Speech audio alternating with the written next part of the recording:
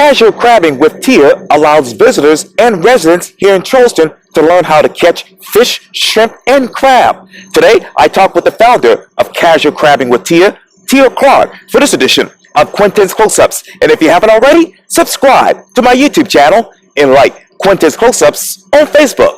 Tia Clark, welcome to Quintin's Close-Ups. Thank you. Thanks for having me, Quintin. Oh, you're very welcome.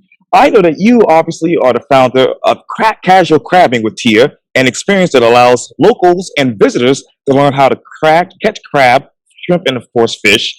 Your Let's Go Crabbing experience ranked among Airbnb's top 4 in the world. Who is Tia Clark these days? That's a good question, Quintin. That's a real good question. Who am I these days? I'm someone that is obsessed with our natural resources. That's who I am. I'm someone that is aware of my surroundings.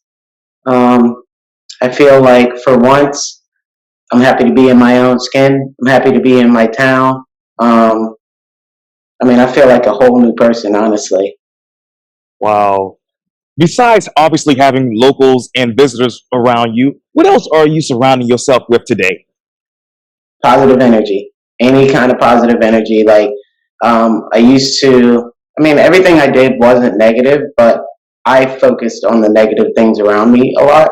So now I'm trying to surround myself with the way that I want to feel, the mentality that I want, like positivity, and really just, honestly, Quintin, it's crazy, but living here in Charleston and not having a relationship with the water, I literally want to drag every person to the water. I feel like a crab nerd, a fish geek. Like, I'm excited to be alive, and that's what I want to do with every single person that I meet. Yes, ma'am, absolutely. Obviously, you're from here. You're a Charleston native, just like I am. But what was that crabbing experience for the average Charlestonian before Casual Crabbing with Tia? One more time, say that question again. Yes, ma'am. I know that you are a Charleston native, and as well as I am. What was the crabbing experience for the average Charlestonian before Casual Crabbing with Tia? Wow, I'm not sure. I think it was non-existent. I honestly think you have to be an old head to really have been into crabbing. And people from here will really kind of know what an old head means. But when I started crabbing, every dock I went to was nothing but old men. There was old men sitting there in the spots that telling stories about like the fish that they caught growing up. They still crabbing at the same place that they was. And honestly, for me, I think that there's just this missing thing that is connecting people with the water. How was I 37 and had no relationship with the water that I walked by all the time? And what's funny is I actually was blind to the water. I still travel the same ways that I traveled when I was younger, and I notice water all the time. So I managed to travel by that water and not even notice it being there, and it's this misconnection, and I think it's with the youth, because I started going back and speaking with schools, and the first thing that I do is I want to know who all is Charleston natives, and I want to know who's been crabbing before. And more times than not, there's like 4 of us that have our hands up. These are all kids that are in like middle high school. They're having the same exact experience that I'm having. So I think the Charleston, what the crabbing experience was like somebody's uncle or cousins or brothers would go crabbing, but nobody was like taking a bunch of people crabbing at that time. For me, crabbing was transformative in my life. Like, it changed my life. Like, it not only changed my life, it changed me from the inside. It's just changed my whole being. Crabbing. And so for me, what I felt like was, why have I never had this experience? Why did I not know that I could have this experience? So now I'm trying to tell everybody they can have this experience, and you don't have to have a boat. I think that's the thing, is like everybody thinks you got to have a boat. Even people that still come out to the dock with me, like when they book my experience, it says this is a land-based experience, and they still show up on the dock and they go, where are we leaving from? And it's just because people think that crabbing, a relationship with the water, the only way you can have it is with a boat. And that's not true. That's right. And I can think of all places that my stepfather still goes, to fish and crab, waterfront park behind Bayside Manor, Hmm.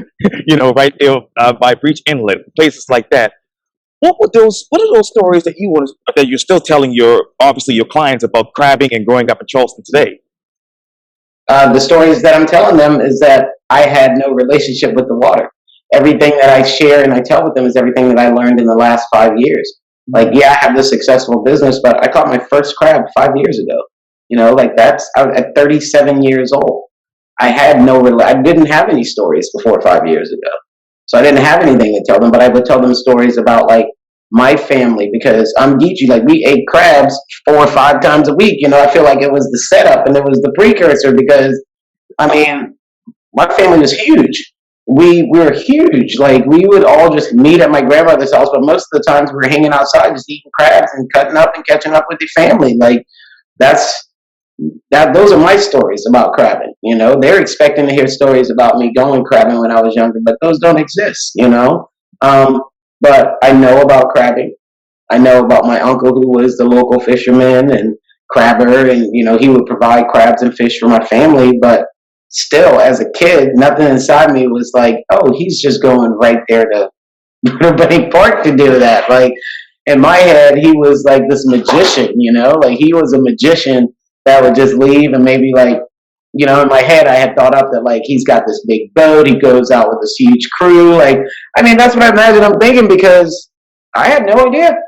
I had no idea. I never had a conversation with anybody about it. It's just I just made up something in my head of who he was and what he did for a living. And you know, um, when I first started crabbing, I had that experience. I was kind of upset at first because I was like, I felt like somebody like did me wrong. Like, how did y'all keep this from me for this long? You know what I mean? Like, and so I was like fussing with my mom, not really fussing, but I was like, "What is this? Like, how could y'all not tell me I could have been doing this all this time?"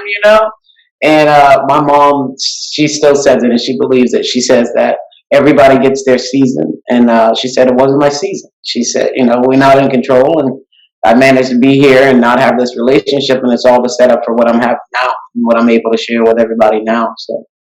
And Ms. Clark, what is the biggest difference between 5 years ago to right now when you started crabbing? The knowledge.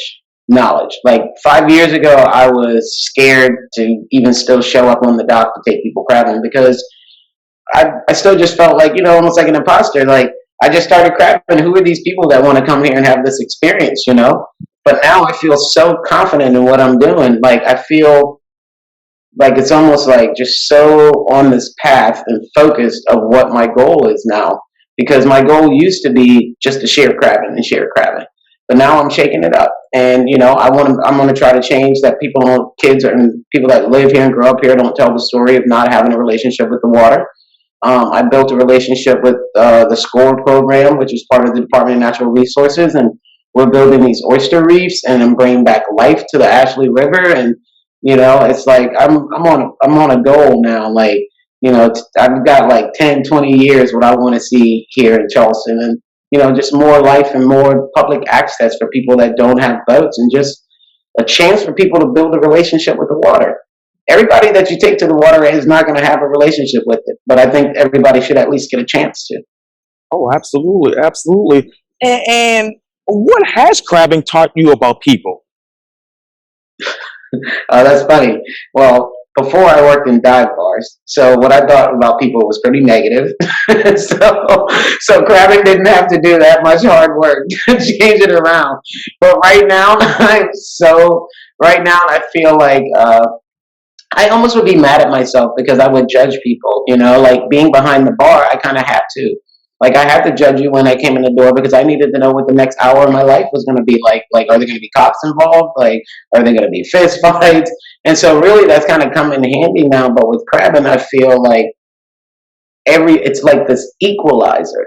It's really insane to watch and see so many different personalities come on that dock and go crabbing. If you look at my Airbnb experience, we have like over 520 some 5-star reviews in less than 3 years. And that's like crazy because if you think about it statistically, all the different people, all the different personalities that have been out there. but we managed to kind of like make it this space. Like I'm taking pride in what we're providing, and I'm turning it into the space that really is an equalizer. And it's like, put your phone down, get lost in something. Like there are no phones. We take all the pictures, we send them to people at the end because think about it. Everybody always wants to grab their phone and do something. It always takes you out of it. You know what I mean? And I want people to really get lost in this and give them the chance to have what happened to me because I lost myself next to the water one day. I mean, I was crazy. I was running from the cast net to the crab basket to checking. I had the fishing pole leaning up on the rod, waiting to see when it started tipping. I mean, I was like a maniac. And so I try to recreate that because, I mean, it really just freed me from this crazy mentality or this box that I kind of put myself in. Like I was not trying to welcome any new people in my life before crabbing. Like I was a very like negative, like you heard stories about him being like that lady behind the bar was mean. And it was like, no, it wasn't mean. I had this armor up because I had to protect myself. Like being in the food and beverage business, people go out just to make sure other people don't have a good time. And that used to be my reality all the time, you know? And so I worked hard to kind of get out of that. And now this space that we have is like, it is just so freeing. And it's funny because people will show up on the dock. I'll just use one guy, for instance. He showed up on the dock. I didn't know this, but I guess he had some car trouble that morning. We crabbed for over 2 hours. This guy was like laughing. We're having a good time. Right at the end, he's about to walk off, and he goes, "Oh yeah, my car. Like, yeah, I got to go do this thing in my car." And it was just like crazy because whatever stress he felt about that car melted away for those times. And then it was like he was leaving, and the reality came back. But for me, it was like cool. Like we really are taking people out of whatever is going on when we get them next to the water. That's just amazing. And this might be a redundant question, Ms. Tia, but how has crabbing created a shift in your mindset and thinking? Oh, it shifted everything. Like, I mean, crabbing, it shifted my mindset to open up and let other people in. I mean, it shifted it to let down these walls. Like, I had some serious walls up. So the shift that crabbing did in me is just kind of like, no pun intended, but kind of crack the shell a little bit, you know? Like, I didn't even mean to say that. I've never said anything like that, but I felt like this thing was around me. Like I put this thing there though, you know, like I put that there on purpose to keep people out. And then crabbing came in and then like, it's like, I felt like everything, I told my mom this once, I felt like almost everything I told myself before crabbing just wasn't true, you know, and I told myself that stuff to protect myself, but that stuff wasn't true. Even the stuff about people, like I used to think anybody's getting close to me, they just want to hurt me. Like you want something from me. You don't want to just be near me to grow. You want something, you're going to take something at some point. And so that caused me to kind of have this wall up. And I feel like now I don't have that wall up anymore. And I don't know if that would be the case if I hadn't had crabbing in my life. Mm. What are those other myths that you've actually dispelled with your crabbing experience? That people suck. I don't want to say it like that, but I mean, I really did. Like I did not have faith in humans. Like I just constant disappointment and let down. And, you know, I just feel like that's not true. And I really, really told myself that and really, really believed it. Like I really did.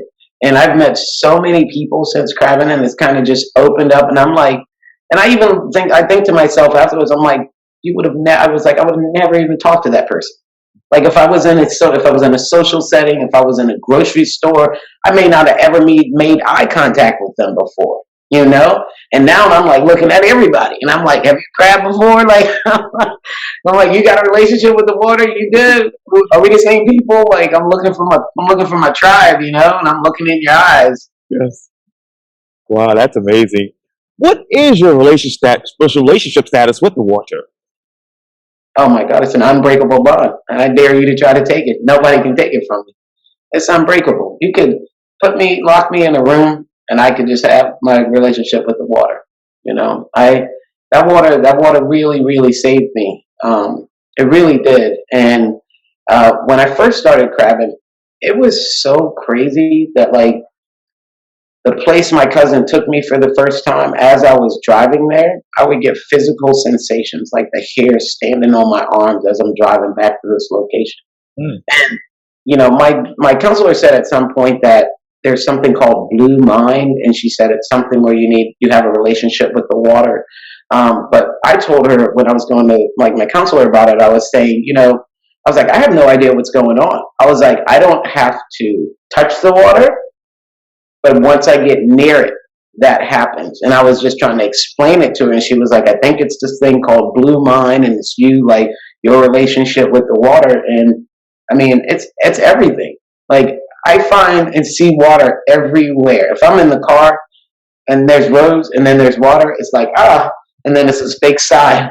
I mean, every single time, like I'm seeing it for the first time. It's insane. I never would have said I was any kind of water person before crabbing. Never. Mm. And I know that you have been crabbing for 5 years now after quitting your job. What has crabbing allowed you to do after quitting your job? To live my life. I lived in a place. I mean, I worked in a bar that didn't have any windows. I mean, I work outside. I get to watch the city come alive. I get to watch the clouds come up. Yeah, it's put me outside. I've lost over 100 pounds. Leaving. I mean, when I started crabbing, I weighed a lot, and a health journey is what led me there. That's what put me there. After starting to feel a little bit better, being suggested that I get active, and then that's what put me next to the water. So my health has gotten better, my mental health, my physical health. I just have this desire to be outside and just to share, man.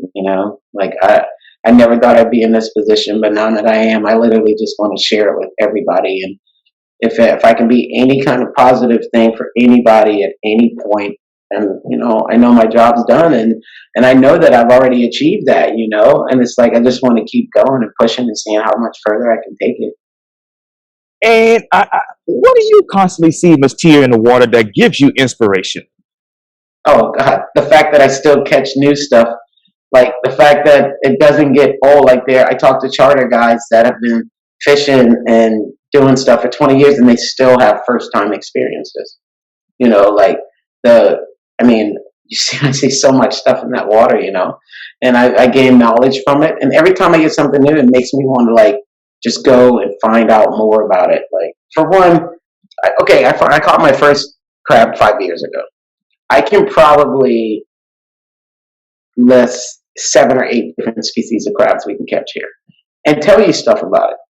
Like, where'd that come from? You know what I mean? Like, I'm like, where did that come from? Like, I didn't even know that I could do these things, all from that relationship with the water. But I mean, I take it all back to going to the water that one time. I take it all back to that.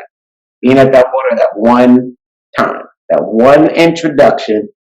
All of this stuff is from it. Wow.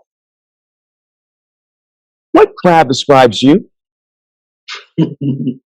Oh man, let's see. That's a good one. What crab describes me?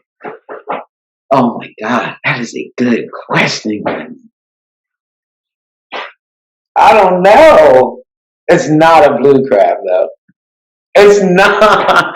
It's not a blue crab because they're crazy. It's not a blue crab. I don't know, man. That's a good question. People don't usually stump me in questions. I'm trying to think now. Oh, maybe the horseshoe crab. Maybe the horseshoe crab, even though they're found on the beaches a lot, but still, they are. Humans actually need them because they have blue blood. And so we need them, and so they actually have something to give. And then they look pretty prehistoric too, so people are usually scared of them. But they have a hard shell, kind of like what I had before. Like I feel like I'd be more like a horseshoe. Yeah. That's a good question. I like that. Oh, thank you very much. And Ms. Tia, I've had this issue before because when I was growing up, South Street, Aiken Street, America Street, we all used to have these crab cracks. And I never knew how to open up a crab. I would always get cuts on my hand. Oh, no, don't tell me that, Quintin. Yes, ma'am. Don't tell me that. Oh, please tell me you fixed the problem. Not to this day. I'm gonna help you out with that. I'm gonna help Okay, you out okay. with that. Open a crab. How do you? Yes, ma'am. Very carefully. Obviously, people hurt themselves. It is very complicated. There's multiple ways to open a crab. I actually clean the crabs on the dock for my guests before they take it away because it's so complicated. And if you don't know what you're doing, you're going to get sick. You're going to waste your time. A lot of people hit down. I'll give one good tip for picking crabs. Don't hit your crab with a mallet. Don't do it. The crab shell, when you hit it, it's going to just break in a ton of pieces. And when you hit down on it, it's going right into the meat that you need. Crack the shell, peel back, peel the shell away, and it'll reveal that meat. Don't hit down. And that's what people always say, oh, it takes so much time. And then I look at them pick crab, and it's like they're picking tiny little shells out of the meat before they eat them. And I'm like, yeah, that would take time to do that. That is not what you do. That's not how you do that. Not how you do it. Listen, I'm going to take notes right now, and I guess I need to start a class on teaching people how to. Yes, yes, yes, yes, yes. Absolutely. That is actually, that is the one thing that I'm actually not shocked by, is that people, not anymore. I was at first, but I'm not shocked anymore. And now I know that 9 out of 10 people that show up on the dock do not know how to eat a blue crab at all. They don't know how to pick it. Hmm. Wow. If you were to have a celebrity crab crack today, who would you invite? Oh my God. Oh my God. Oprah Winfrey and Gail. Bring them to the dock, please. I feel like they would try to add me into their group. Like we would cut it up. I have shared the dock with Venus Williams before, and that was amazing. That was amazing. But you get me Oprah and Gail over here, and we're going to have the best crab crack cutting up party you've seen running this side of town. I promise you. I promise you. And where would you take them Where would I take them? besides the water? Besides the water, we go into the water, and then we go straight to my family spot. Straight to the family. Like, that is it. That's where the love is. Yes, yes, yes, yes. Oh, yeah. I mean, that's what I would do. If I want to take anybody, if I want to really give somebody a real low country experience, we're going to do that, and then we're going to my mama's house. Because that's where the party, that's where it is. Because you got to catch it and you got to eat it. That's the best part. Right. You catch it, and then you go and do the thing. The only thing that I knew how to do with crab was to stand around and eat it. So now I know once I crab with people, because I know how great that is, the next way to escalate it, go and eat it together. Go and break those crabs and have that experience together. Like, that just really takes the experience to the next level. And when you are personally sitting down eating a crab, where are you mentally? Where am I what? Mentally. Oh my gosh. Floating like this. It's like this. So here I am, I'm floating away, right? My ears are like clogged because I can't hear no outside sounds. And it's like, you just go. I'm like, because, I mean, seriously, once I crack it, I put it in my butter. That first bite, I mean, it's like I close my eyes. I don't see anybody. I don't hear anybody. And I'm telling you, it's like that for me because I don't get to eat crabs all the time. Everybody always asks me if I'm tired of eating crabs, but I do not eat crabs all the time. So when I do get to enjoy it, it is absolutely like that every time. Wow. Why isn't crabbing work for you? I have no idea. I have no idea why this thing why it works for me, why it has been working for me. I think it was for me. That's what it is that it was for me. 6 months before I went crabbing for the first time, I took my annual bonus from the bar that I worked at.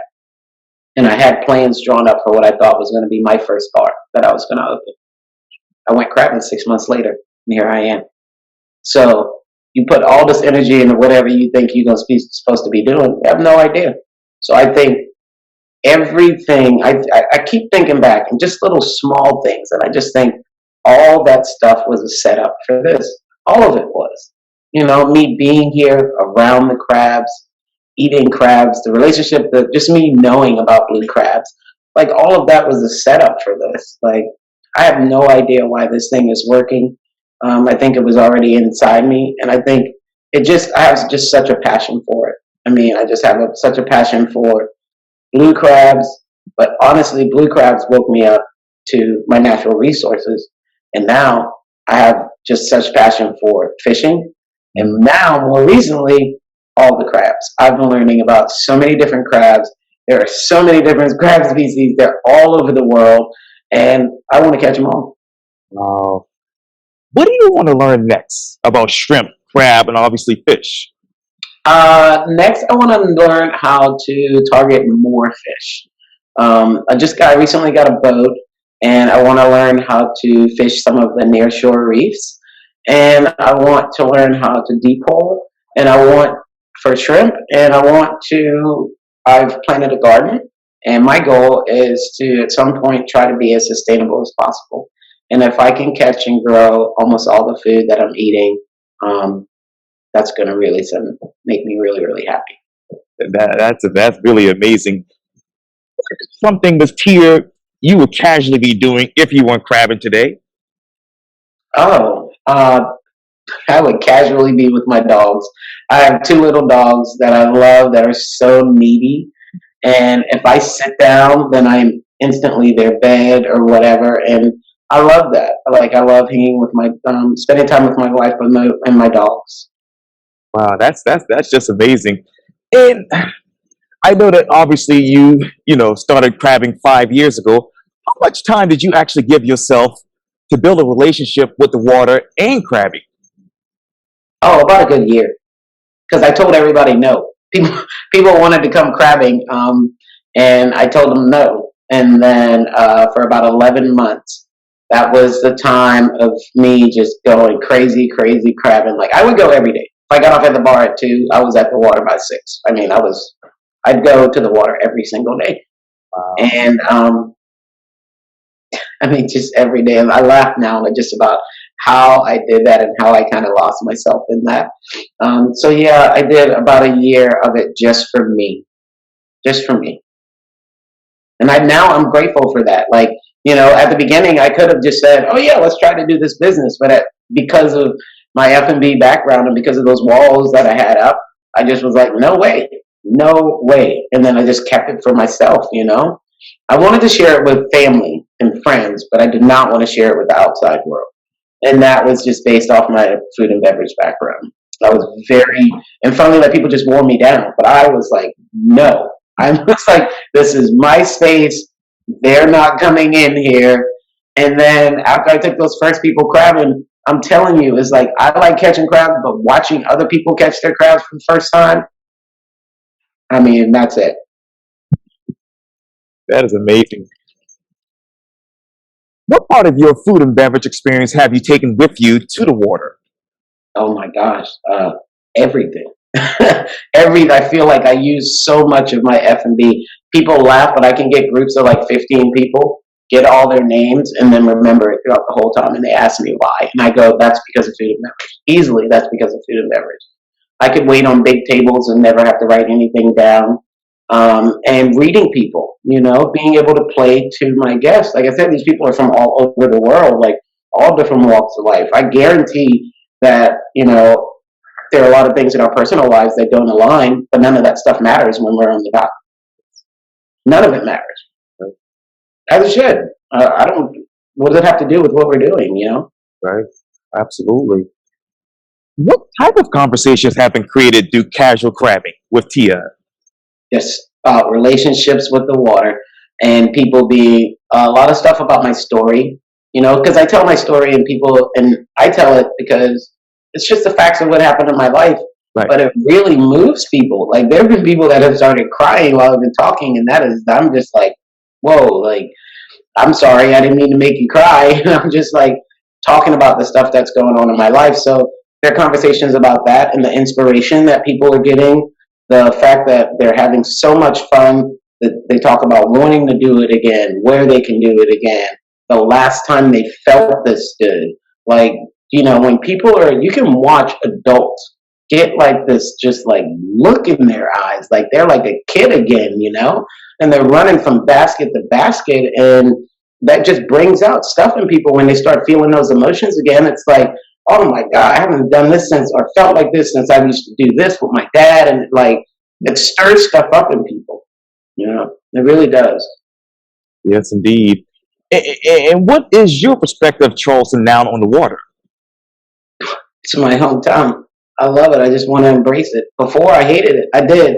I was so mad at it. I was mad at all the people that was coming in here, all the changes. I still get mad at all the changes.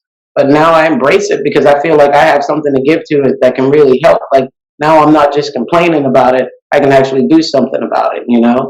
Like I'm telling you, I know for a fact that what we're doing on the dock is if not the most unique thing that people can do in the town. I mean, I've traveled all over. Like you can you go to a water town, everybody wants to just take you fishing. That's the first thing they want to do is take you fishing or like do something with the boat. And it's like, you don't have to do that. Like there's so much stuff that you can do. And so now I feel like I have something to give and something to add. And how have you, Ms. Tia, promoted change, equality, equity, and environmental sustainability through casual crabbing? I invite people to come out and volunteer with us. Like I said, I built this relationship with the SCORE program, which is the South Carolina Oyster Recycling and Enhancement Program. They take recycled oyster shells and we build these MWRs and we make these cages and we build artificial reefs. I let people from the community come and do that with us. For one, I want people from the community to know that the Department of Natural Resources is not all about the game warden. That is all I thought.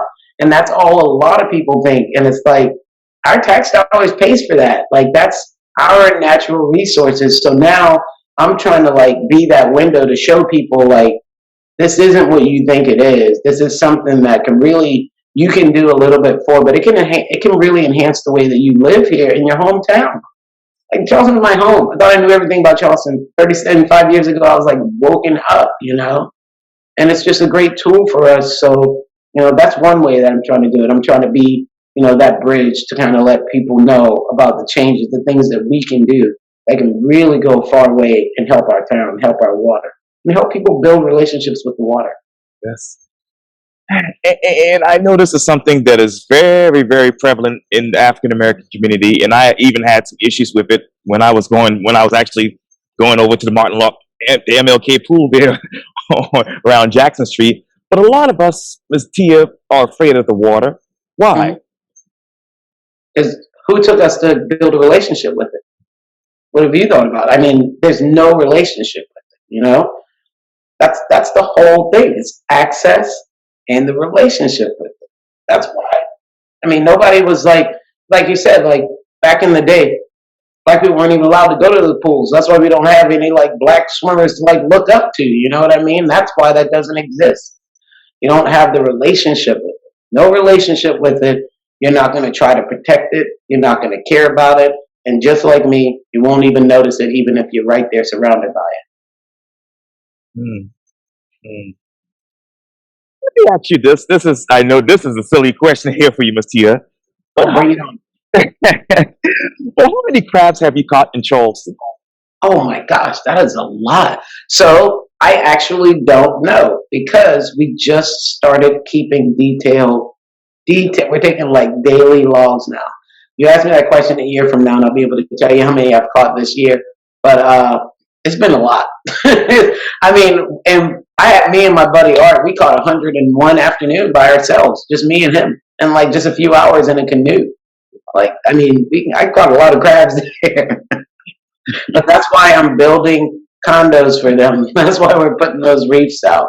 Also, crabs, females release a ton of eggs. They release on average 2 million eggs every single time they reproduce. So if you are making sure that you are crabbing sustainably, put the crabs back if they are under 5 inches. Give them time to go make more.